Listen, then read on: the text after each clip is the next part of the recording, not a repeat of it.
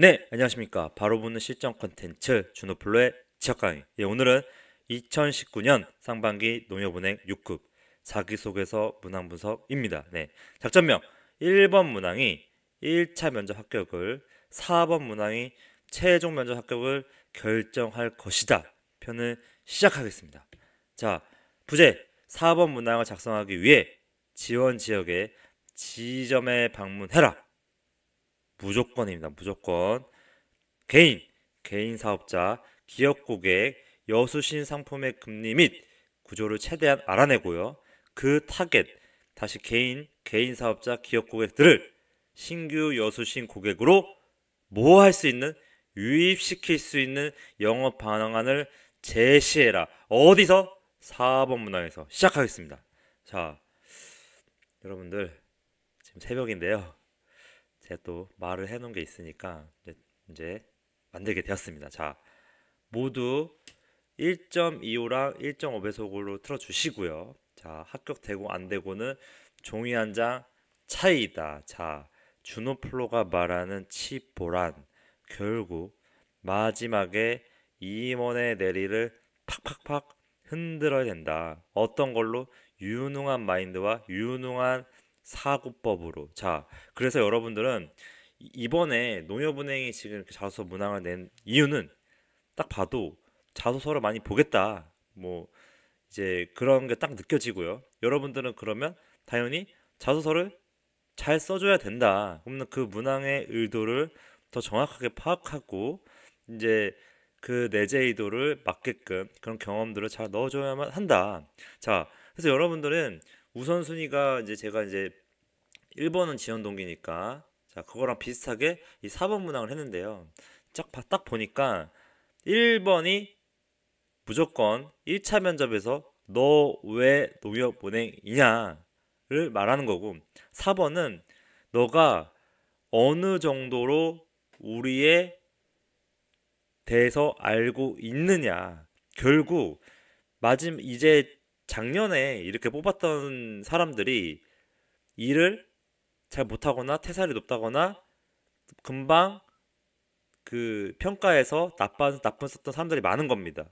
아니면 타 은행으로 많이 갔거나. 그래서 진짜로 농협은행이든 그런 로열티, 그리고 잘 적용할 수 있을 만한 그런 뱅커를 뽑기 위해서 이 1번, 4번 문항을 다 이제 넣었다고 저는 판단이 들고요. 그럼 여러분들은 이 문항을 지금 이 내재 의도에 맞게끔 잘 써줘야만 어떻게 된다? 면접이 쉽게 풀리고 마지막에 나를 뽑아야 될 이유를 굳이 설명하지 않아도 그들이 공감할 거다. 어디서? 이 1번이랑 4번 문항에서. 자, 그래서 이제 우선순위별로 한번 내재들을 보겠습니다. 자, 기업 분석은 제가 이전에 강의 올렸던 거 보고 참고하시고요. 자, 농협은행 입행을 준비하기 위하여 본인의 일정 기간 동안 꾸준히 노력하고 있는 일이 있다면 무엇인지, 그렇게 노력하고 있는 이유와 그 결과로 얻은 것이 무엇인지 대하여 기술하여 주십시오.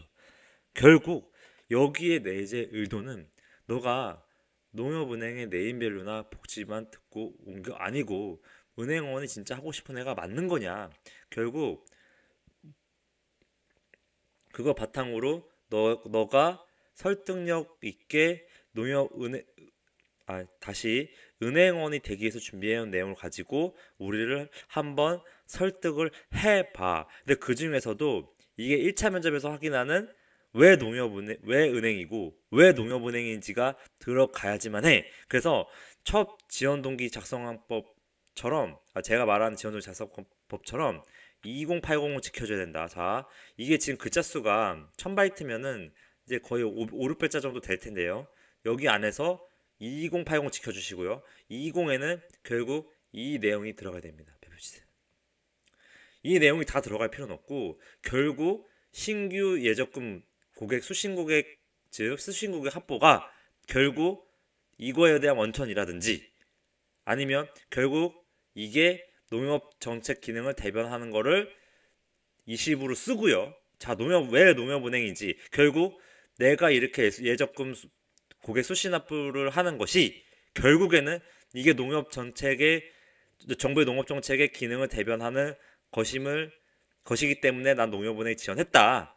그래서 이게 결국 뭐 국가 사회 기반적인 금융에 내가 일조를 하기 때문에 뭐 지원하게 됐다. 뭐 이런 내용을 쓰라는 겁니다. 결국 이 구조를 이해하고요. 이 흐름을 결국 이렇게 됐다라는 거를 지원 동기로 앞에 쓰고 그럼 왜 농협은행인지가 된 거죠. 그냥 은행원이 아니라 자, 그 이후에 나의 직무적 성장 과정 내가 언제부터 몇 학년 대학교 1, 2, 3, 4학년 때부터 딱 정해서요. 언제 은행원이 되자는 목표를 세웠고 어떤 계기로 인해서 그 이후부터의 내가 그냥 해왔던 것일지라도 다 모두 엮어서 아르바이트도 돼요. 고객 응대했던 것도 돼요.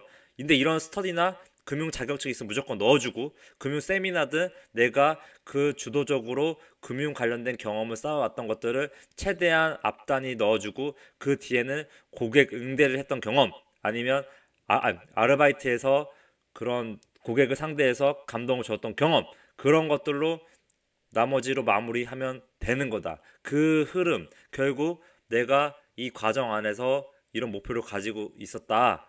그래서 이거 했다 정도로 써주면 될 겁니다. 자, 이제 오랜만에 해가지고 지금 약간 말이 길어졌는데요. 결국 중요하니까 길게 얘기한 겁니다. 자, 그리고 4번은 정말 이걸로 임원 면접에서 가르겠다라는 생각밖에 안 들고요. 지금 여러분들 지금 이건 때문에 멘붕에 와 있을 텐데요. 자, 내지부터 보세요. 결국 이 문항의 정답은 지점에 있습니다. 그래서 여러분들은 지점에 방문해서요.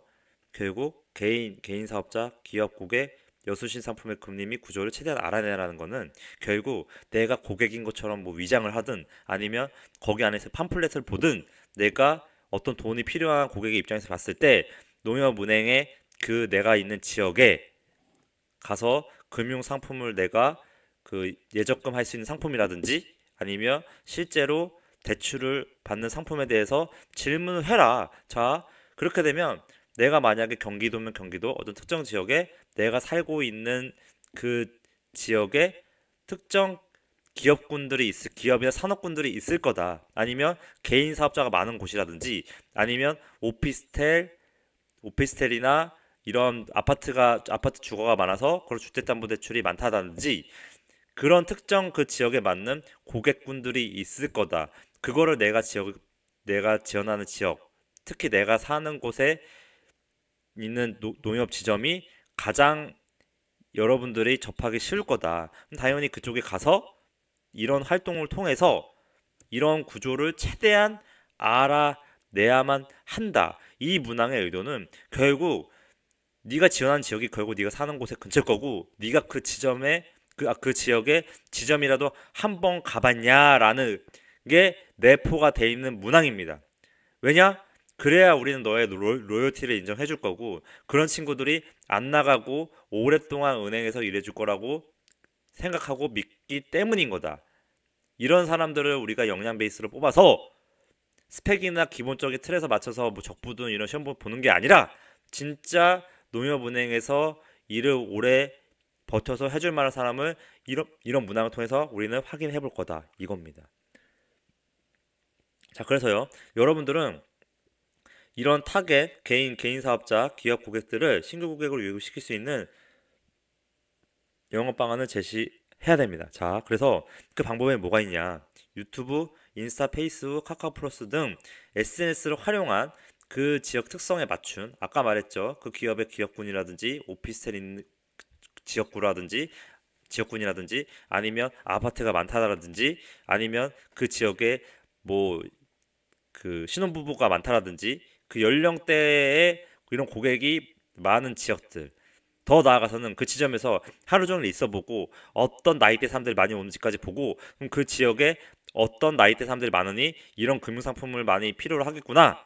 뭐 신혼부부는 당연히 뭐 주택 청약을 하기 위한 그런 상품들을 공격적으로 영업을 하고 있을 거고 나는 그 지역에 맞게끔 당연히 이런 SNS를 활용해서 내가 어떤 신규 홍보 방안을 만들어라. 그 방안은 유튜브에 어떤 이런 컨텐츠로 그 지역에 마케팅을 한다라든지 아니면 인스타를 통해서라든지 어떤 특정 그 지점에 카카오 플러스 계정 만들어가지고 어떻게 그 지역에 홍보를 할 거라든지 아니면 전단지를 만들어 가지고 그 카카오 플러스를 추가하게끔 해서 친구 추가하게끔 해서 어떻게 그런 정보를 그 여수신 상품에 대한 정보를 전달할 것인지 여러 가지 마케팅 방법이 있을 거다. 당연히 너가 우리 지역, 네가 지원하려고 지역이 아니면 네가 살고 있는 근처 지점에 이런 것까지 고민을 해보고 스스로 그런 홍보 방법이나 신규 여수신 고객을 확보할 수 있는 방안까지 제시를 고민했을 때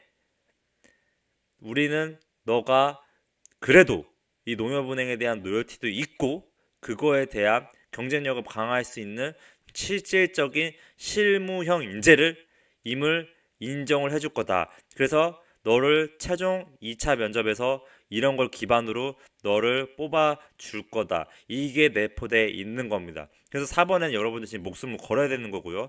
내일 지금 제가 이 강의를 지금 왜 이 새벽에 만들고 있냐면 여러분들이 이 강의 내용을 듣고 내일 무조건 지점에 가라는 얘기입니다. 그래서 뭐가 됐든 간에 여러분들이 면접에서 그 서류 통과는 1번으로 될 거예요. 4번은 다들 지금 구글링에서 앉아서 하고 있을 텐데요.